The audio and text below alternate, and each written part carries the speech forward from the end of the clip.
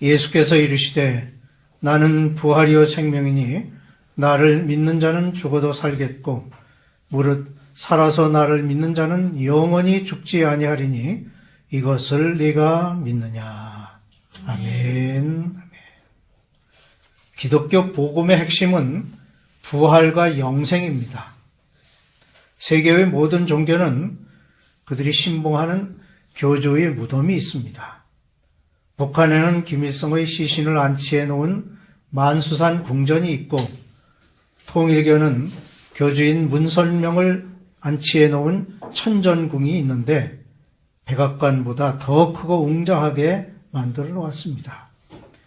메디나에는 이슬람의 창시자인 마호메트의 묘지가 있어서 이슬람 교도들은 그곳에 성지순례를 가고 있습니다. 또 불교에서는 세계 곳곳에 석가모니의 무덤과 사리탑을 거대하게 세워놓고 있습니다. 하지만 우리가 구세주로 믿고 고백하는 예수님의 무덤은 어디에도 없습니다.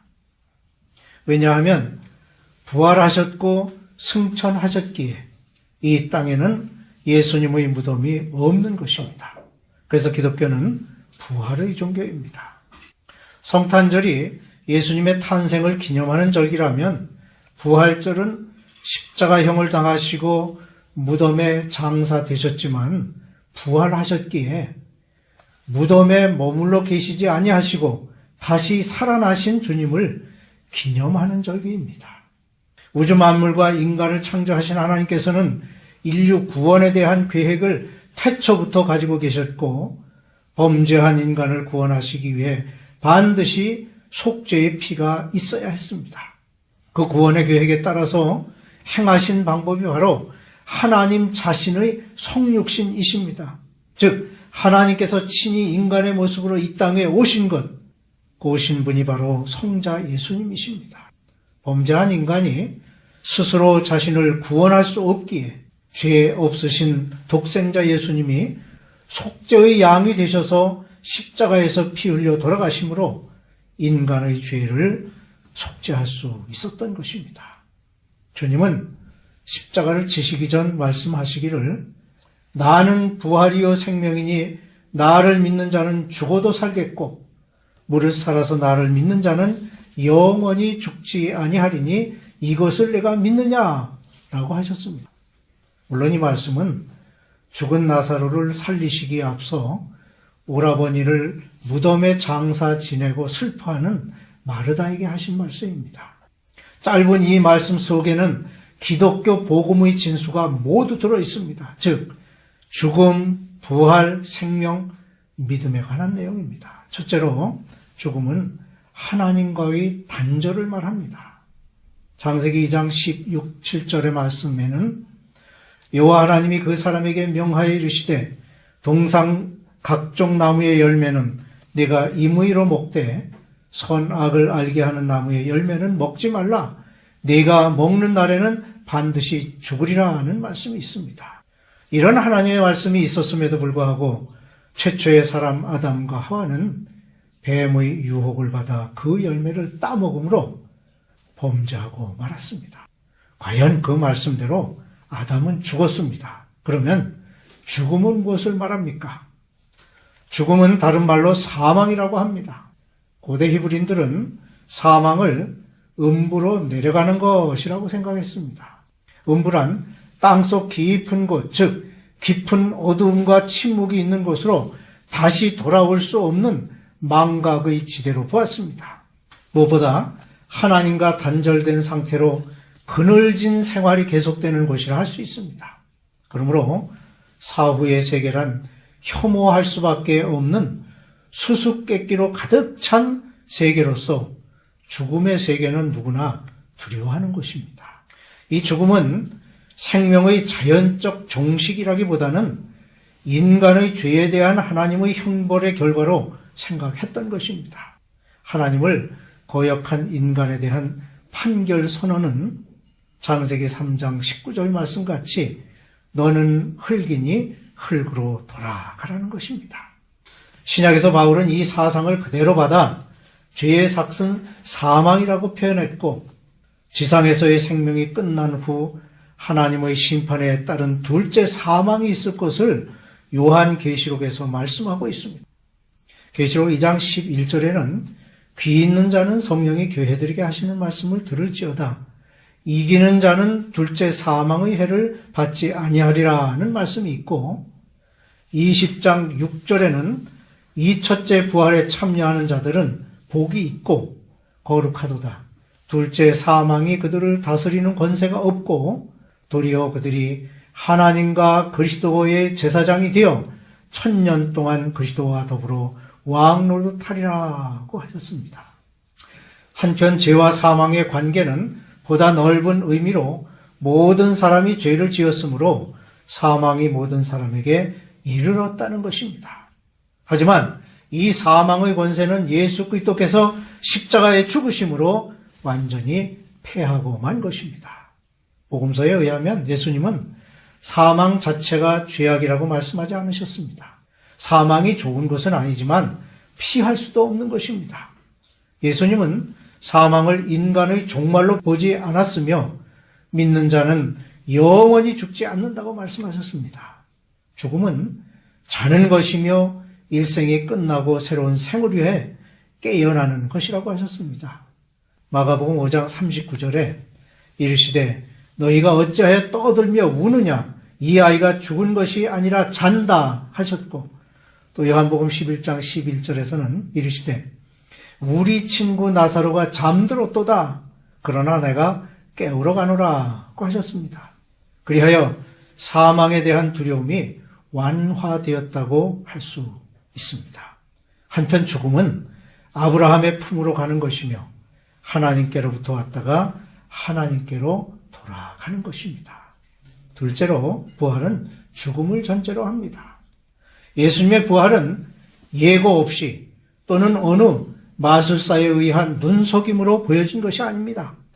구약의 여러 선지자들이 예언하였고 예수님께서도 이미 제자들에게 여러 번 자신의 죽음과 부활에 대하여 말씀하신 바가 있습니다. 마가복음 8장 31절에는 베드로의 신앙 고백을 들으신 예수님께서 제자들에게 하신 말씀이 있습니다. 인자가 많은 고난을 받고 장로들과 대제사장들과 서기관들에게 버림받아 죽임을 당하고 사흘 만에 살아나야 할 것을 비로소 그들에게 가르치시되 그렇습니다. 무엇보다 예수님의 죽으심과 부활은 인류 구원이라는 하나님의 계획과 섭리에 의해서 이루어진 것입니다. 피 흘림이 없이는 죄사함이 없다라고 하는 죄사함의 원리가 바로 예수 그리스도를 통해서 이루어진 것입니다. 부활절 하면 달걀을 연상하게 됩니다. 달걀은 딱딱한 껍질을 깨고 병아리가 부화하듯이 돌로 된 무덤문이 열리고 부활하신 예수님을 상징하는 의미가 있습니다. 언제부턴가 부활절이 되면 삶은 계라를 나누어주고 있는데 그 유래에 대한 여러 가지 설이 있습니다. 그 중에 감동적이며 공감이 되는 한 예가 있습니다. 바로 로자린드 부인의 이야기입니다. 남편이 십자군 전쟁에 출전하게 되자 로자린드 부인은 살던 집을 빼앗기고 먼 산골로 쫓겨가게 되었습니다. 다행히 작은 산골 마을 사람들은 인심이 무척 좋았고 로자린드 부인의 살 곳을 마련해 주기도 하였습니다. 로자린드 부인은 그 친절에 보답하기 위해 부활절이 되면 마을의 아이들을 초대해서 예쁘게 색칠한 달걀을 선물로 주었습니다. 달걀에는 집안에 가훈이 써 있었습니다. 하나님의 사랑을 믿자. 어느 부활절날 로자린드 부인은 길에서 병든 어머니를 찾아가는 어린 소년을 만났습니다. 소년을 위로하고 자기가 만든 부활절 계란도 나누어 주었습니다. 달걀을 받아든 소년은 어머니를 찾기 위해 길을 떠났습니다. 얼마 가지 않아서 지쳐 쓰러져 있는 군인을 만나게 되었는데 소년은 부인에게서 받은 달걀을 그 군인에게 건네주었습니다. 군인은 그 달걀을 보고 깜짝 놀랐습니다. 하나님의 사랑을 믿자. 그 달걀에 자기 집안의 가훈이 적혀 있었던 것입니다. 군인은 그 달걀 덕분에 아내를 만날 수 있게 되었고, 로자린드 부인은 남편을 찾아둔 달걀에 감사하며 이후에도 해마다 이웃들에게 예쁜 달걀을 나누어 주는 것을 멈추지 않았다는 이야기가 있습니다. 고린도전서 15장 19절에는 아주 의미심장한 말씀이 들어 있습니다. 만일 그리스도 안에서 우리가 바라는 것이 다만 이 세상의 삶뿐이면 모든 사람 가운데 우리가 더욱 불쌍한 자이리라. 그냥 쉽게 듣고 넘어갈 만한 표현일 수 있지만 그 내용은 큰 의미를 담고 있습니다.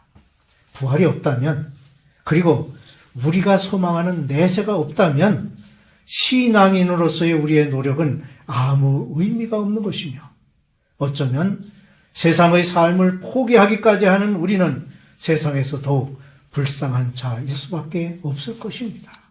주님이 부활의 첫 열매가 되셨다면 우리는 그 뒤를 잇는 부활의 열매가 될 것입니다. 셋째로, 영원히 죽지 않는 생명을 얻게 됩니다. 생명에 대한 복음적인 해석을 내린 가장 표본이 되는 말씀은 오늘 본문인 나는 부활이요 생명이니 라는 말씀입니다. 예수님은 자신을 생명의 떡이라고 말씀하셨고, 양에게 생명을 주기 위한 선한 목자 또는 많은 생명을 얻기 위해 땅에 떨어지는 하나의 밀이라고 하셨습니다. 그리고 요한복음 5장 24절에서 말씀하시기를 믿는 자는 이미 죽음에서 생명으로 옮겨졌다고 하셨습니다. 본문에 있는 나를 믿는 자는 죽어도 살겠고 라는 말씀 속에는 자연적인 죽음이라 할지라도 참된 생명으로 살 수 있음을 말씀하고 있는 것입니다. 여기에서 우리는 죽음과 생명의 깊은 뜻을 알게 되는데, 그것은 곧 예수 그리스도를 믿음으로 영원한 생명을 얻게 되고, 죽음은 그 죽음을 믿지 아니함으로 죄에 머무르게 된다는 것입니다. 바울은 죄로 말미암아 죽을 것으로 정해진 우리가 그리스도의 구속 사역으로 인해 그리스도와 함께 죽으면 그리스도와 함께 산다고 로마서 6장에서 말하고 있습니다. 그리스도의 생명의 힘은 세상 끝날 죽은 자들이 부활할 때 드러나게 될 것이며, 그때의 죽음은 최종적으로 멸망을 받게 될 것입니다. 바울은 이 표현을 고린도전서 15장에서 이 죽을 것이 죽지 아니함을 입을 때에는 사망을 삼키고 이기리라고 말하고 있습니다. 구약에서 생명은 히브리어 체 또는 네베스라고 말합니다. 생명은 하나님께서 창조하신 것입니다. 그러므로 하나님은 생명의 근원이며 살리기도 하시고 빼앗기도 하시는 분이라고 욥은 고백하고 있습니다. 신약에서 헬라어 조에는 그리스도와 관련하여 영원한 생명이 주어지는 것으로 표현합니다. 인간은 생명의 주이신 하나님께 대하여 불순종함으로 죽음을 초래하였고, 하지만 하나님께서는 예수 그리스도를 통하여 인간을 죽음에서 다시 살리시고 영원한 생명을 주실 것을 약속하셨습니다. 그리고 이 생명을 얻기 위해서는 그리스도와 함께 죽고 그리스도와 함께 부활할 때 비로소 생명이 주어집니다. 넷째로, 믿는 자는 구원함을 얻습니다. 우리가 너무나 잘 아는 요한복음 3장 16절 말씀은 하나님이 세상을 이처럼 사랑하사 독생자를 주셨으니 이는 그를 믿는 자마다 멸망하지 않고 영생을 얻게 하려 하심이라. 그렇습니다. 신약에서 믿음, 즉 신앙의 대상은 예수 그리스도이십니다. 예수 그리스도께서 십자가를 지신 것은 인간의 불순종으로 인한 죄에서 인간을 구속하시기 위함이며 영원한 생명을 얻게 하려는 것으로 이 일을 통해 하나님의 뜻이 온전히 나타난 것입니다. 이러한 하나님의 사랑에 대한 전적인 신뢰를 가져야 합니다. 하나님의 사랑과 진실하심을 받아들이는 것이 바로 믿음입니다. 이 믿음으로 인하여 우리는 그리스도의 것이 되며 그리스도와 인격적인 교제를 갖게 되는 것입니다. 그리고 주님과의 교제를 통하여 그리스도의 고난에 동참할 수 있게 되고 인내로서 종말의 때를 기다리고 바라는 신앙을 갖게 되는 것입니다. 예수께서 이르시되 나는 부활이요 생명이니 나를 믿는 자는 죽어도 살겠고 무릇 살아서 나를 믿는 자는 영원히 죽지 아니하리라. 이 말씀 속에 담긴 의미는 기독교 복음이 무엇인지를 잘 말해주고 있습니다. 예수님의 부활은 사망 권세를 이기셨음을 의미합니다. 예수님께서 십자가 처형으로 돌아가셨지만 부활하심으로 생명의 주가 되셨습니다. 그리고 주님의 부활을 믿는 자는 영원한 생명을 얻게 된다는 불변의 진리를 말씀하고 있는 것입니다.